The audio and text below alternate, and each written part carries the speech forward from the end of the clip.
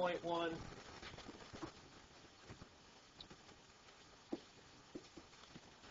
angles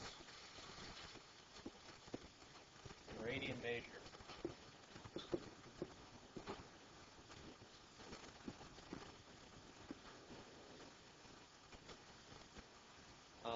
There's two different ways, or you can measure an angle. And the second way, we've talked about degrees. The second way is called a radian. There's a conversion for converting from radians to degrees or degrees to radians. 1 radian is equal to 180 over pi degrees. Or that would be a 57.3 degrees, approximately.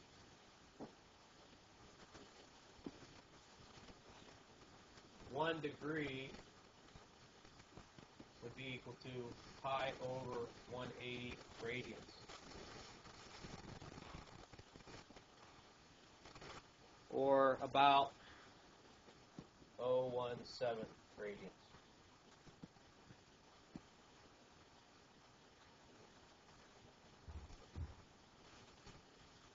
So I think the first conversion probably explains best how a radian and a degree match up. 1 radian would be about 57.3 degrees. That number is very specific, and if you see that the pi is involved, that's basically comes from circumference. Okay, circumference equation, and how they came up with that. So that's where radians come into play when we're talking about more long distances. So let's do a couple conversions here, make sure you understand how to convert them.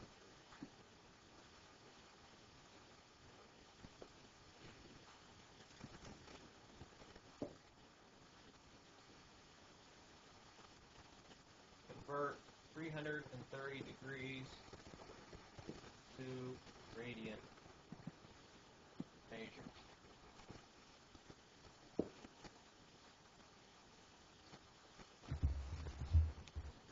Alright, so we take 330, and we're going to multiply by what? We have two conversions here. We're going to multiply by 180 over pi or pi over 180.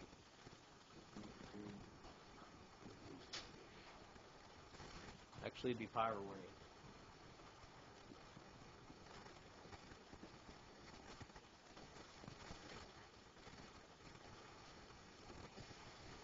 So wouldn't that be equal to 1 degree? Okay, so go from degrees to radians and multiply by pi over 180. Now, there's two different ways you can write that. As a fraction would be one way. That'd be 330 pi over 180, which we can simplify to 11 pi over 6. Or we could represent a decimal, which would be approximately, type that one in, 11 pi over 6. 5.760.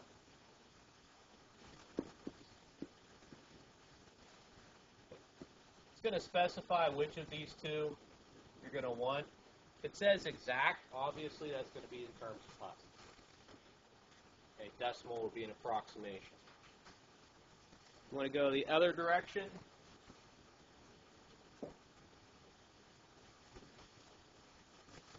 Convert 2 pi over 3 2 degrees.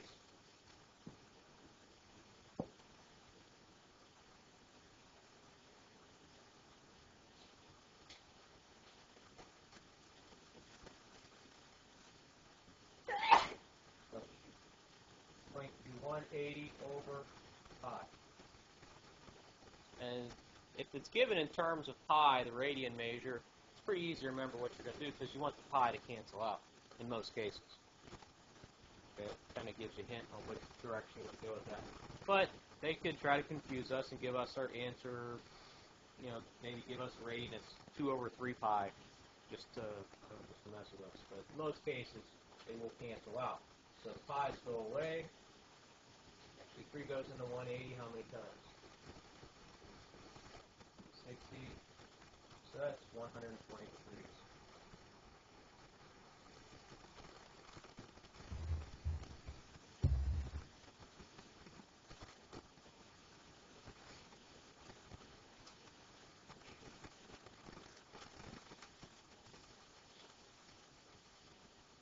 Any questions on that? All right. Let's take a look at a problem that we have done before, but now we're in radians. Evaluate the cosine of 4 pi over 3.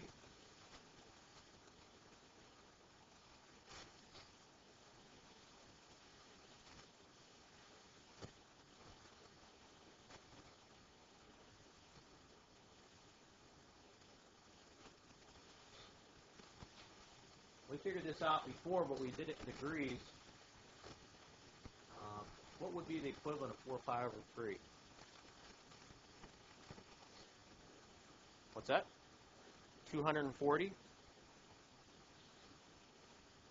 that correct? Yes? That's correct. Be the equivalent of 240.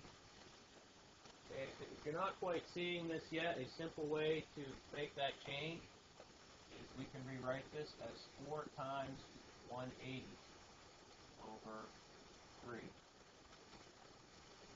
Or 60 times 4, which would be 240. Okay?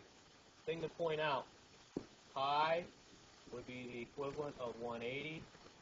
2 pi would be the equivalent of 360. Those you need to have memorized. And actually, I could do more and more of these, probably even have more of them memorized.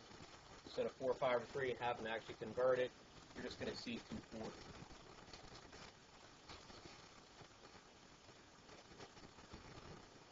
Alright, so 240 down here, quadrant 3, which would be 60 degrees away. Remember our 30, 60, 90? What are the sides on the 30, 60, 90?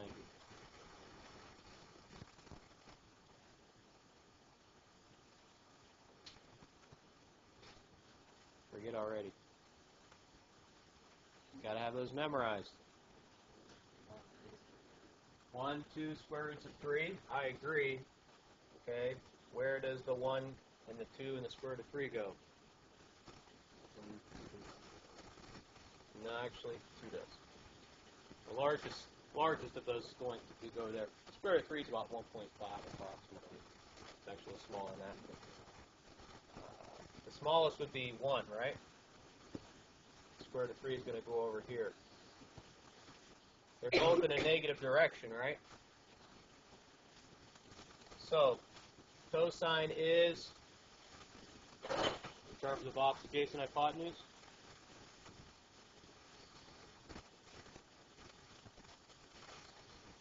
right? Adjacent over hypotenuse. The adjacent to 60 is what? Negative 1. Hypotenuse is 2. So we get negative a half. And we can always confirm that with the calculator. Make sure you're in the right mode, because I'm not.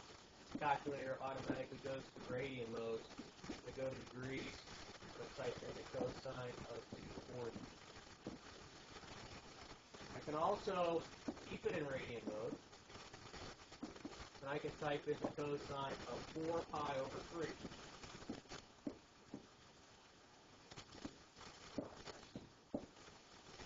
Get the same solution.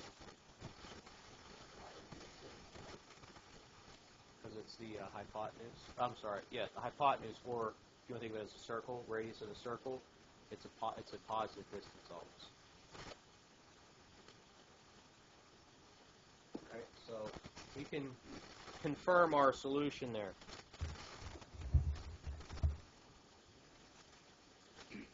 Any questions on that?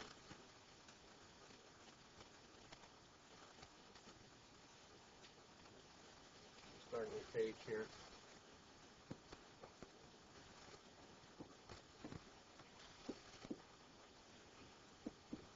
Arc length.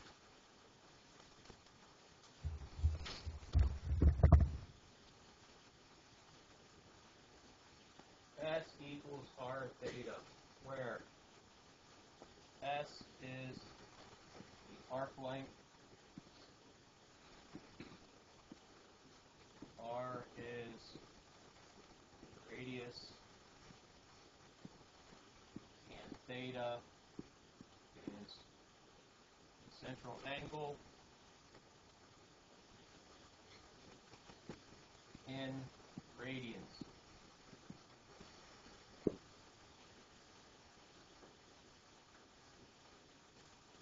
S equals r theta.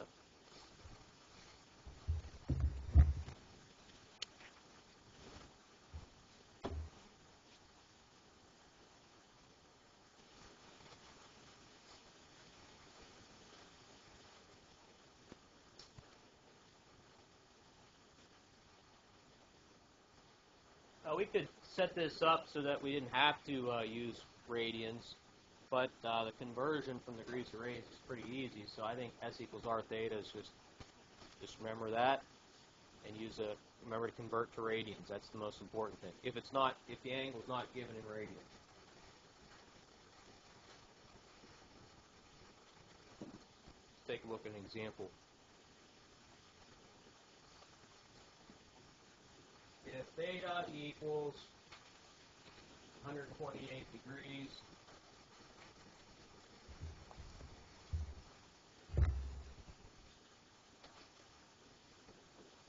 and the radius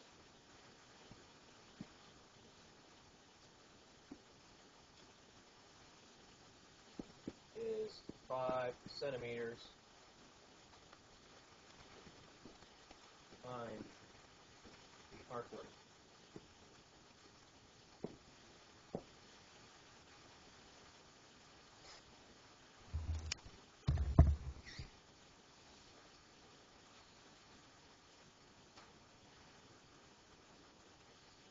We're going to use S equals r theta. You know the radius is 5. Right now, r theta is 128. We can't leave it like that, though. We need to convert that. How do we convert from degrees to radians? What do we multiply by? Pi over 180. So, if we're given a degree a measurement, we have to convert it. If not, we just type in what we have. So we're going to tack on an extra pi over 180 on the end, if it's a degree. Okay. So the exact answer, now we can multiply this out. 5 times 128 over 180. 5 times 128 divided by 180. And we have a fraction button. So the arc length would be 32 over 9, or 32 pi over 9 centimeters. That's the exact answer, 32 pi over 9. What I did is I took the 5, the 128, the 180, got a fraction, and kind of ignored the pi, stuck it on at the end. Okay, you'll see those answers pop up like that sometimes. And we hit 32 divided by 9, 32 pi divided by 9, we can get equivalent decimal of 11.170.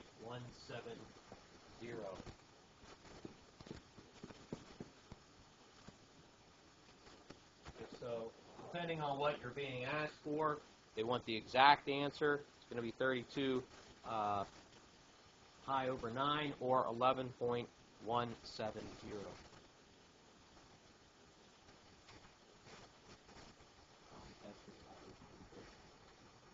I'll have to specify that. In most cases, yeah, I'll have to tell you what to do. You have to read the directions. It's going to depend on what problem you're given. Any questions on finding the arc length?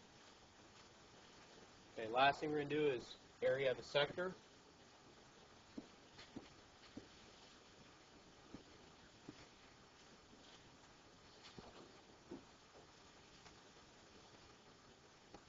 And a sector, I think this is the easiest description for that.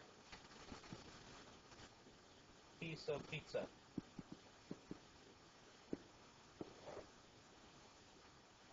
That's what a sector looks like. It's like a piece of pizza. You want to find the area of that piece of pizza. All right? Formula for area of a sector is A equals 1/2 r squared theta.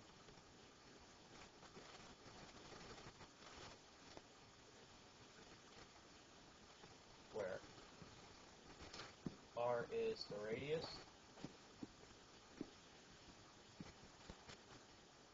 and theta is central angle in radians. It's given in radians. So if we have to, we'll convert.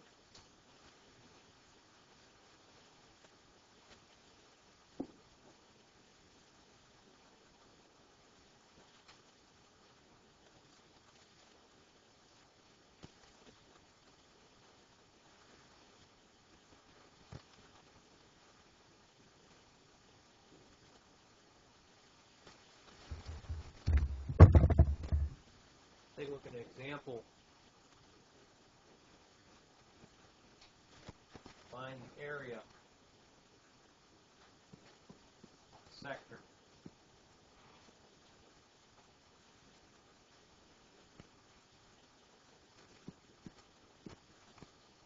Central angle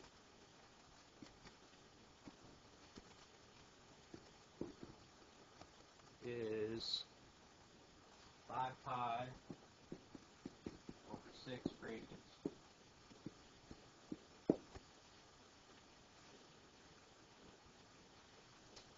And radius is 16 centimeters.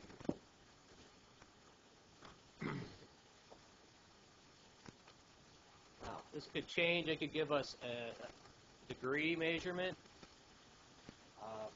They could make us find the radius. They could say find the area of a sector, and they'll give us other information. Okay, so the trick here is we need the radius and the measure of the central angle. Area equals 1/2 r squared theta.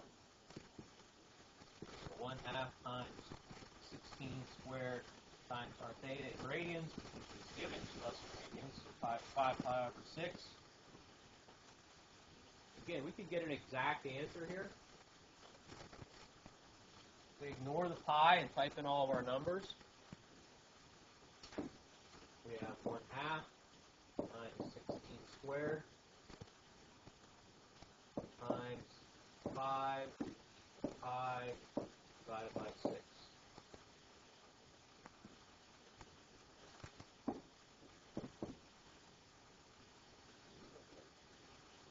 All right, well, I got the decimal first. So 335.103 would be the decimal answer. That's centimeters squared. Let me get the exact answer here. 0.5 times 16 squared times, I'm just going to not put the pi in, 5 divided by 6. So 320 pi over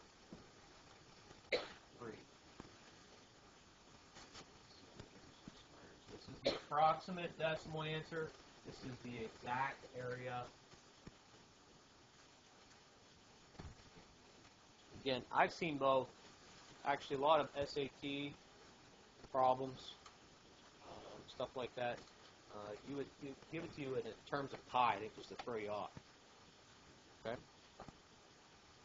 Any questions?